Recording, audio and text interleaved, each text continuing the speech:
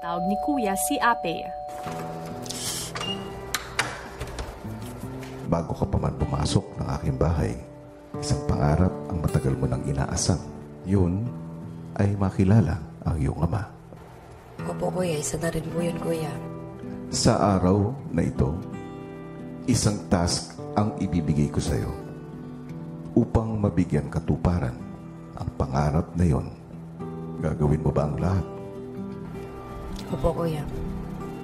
Sa activity area, meron isang malaking orasan. Ang task mo ay muling pagdaanan ang 23 taon na nagkalayo kayo ng iyong ama. Magsisimula ka sa April 1996. Para sa kanyang special task, magsisimula si Ape sa kanyang birth month na April 1996. Mula rito ay kailangan niyang mahila ang isang mahabang kamay ng giant orasan para ito ay makagawa ng isang buong ikot. Sa tuwing makakabuo siya ng isang ikot ng malaking kamay, ay maaari niyang ikutin ang maliit na kamay hanggang sa makarating sa kasalukuyang buwan at taon. At para magawa ito, kailangan niyang mapaikot ang mabigat na kamay ng 272 times. At meron lamang siyang 8 oras para gawin ang buong task. Bago matapos, may isa pang anunsyo si Kuya. Gagawin mo ang task na ito ng mag-isa kung sakaling ikaw ay mapagod o kung kinakailangan mo ng tulong. Ang maaari mo lamang hingan ng tulong ay ang iyong ka-2-in-1 housemate na si Mark. Opo, Kuya. Anong nararamdaman mo? Excited po, Kuya. Nakikita ko na siya, Kuya. Alam ko, matagal na panahon at maraming taon ang lumipas.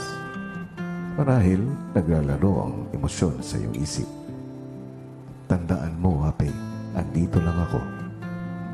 Maraming salamat po, Kuya. Sinasabi mo, excited ka. Pero, naluluha ka naman. Sarap lang pakinggan, Kuya, na sinabi mong nandyan ka, Kuya. Salamat po sa pag-intindi kung minsan, Kuya. Ganito na akong attitude, Kuya. Alam mo, Ape, lahat ng housemates na dumaan sa bahay ko, iniisip ko na kapamilya ko na silang lahat. At kasama ka na ron. Salamat po, Kuya. Kahit na ano pang ipakita mong ugali, I will not give up on you. As long as you do not give up on yourself. Salamat po. May binigay sa akin task si Kuya. Oo. Pag nagawa ko yung task na yon, makikita ko yung papa ko ngayon. Oh. Pwede naman ako manghingi ng tulong, pero sa partner ko. Kasi one kami, di ba daw? Pero kaya ko naman siguro. Kaya mo yan? Of course. Susunod, Tapusin ko yung oras na ako lang mag-isa. Ayaw. Dalawa tayo dito eh. Dalawa tayo dito. Gamitin mo ako para dyan. O, ikaw na. Ikaw na gumawa. Sige. Gusto mo? Oo. Ikaw na. Yan. Yan tong gusto mo, di ba? Yan. Ikaw na gumawa. Kanino ka ba galit sa akin sa sitwasyon mo? Kasi it's not smart. Oh, bobo naman ako eh. Bobo ako, Kuya.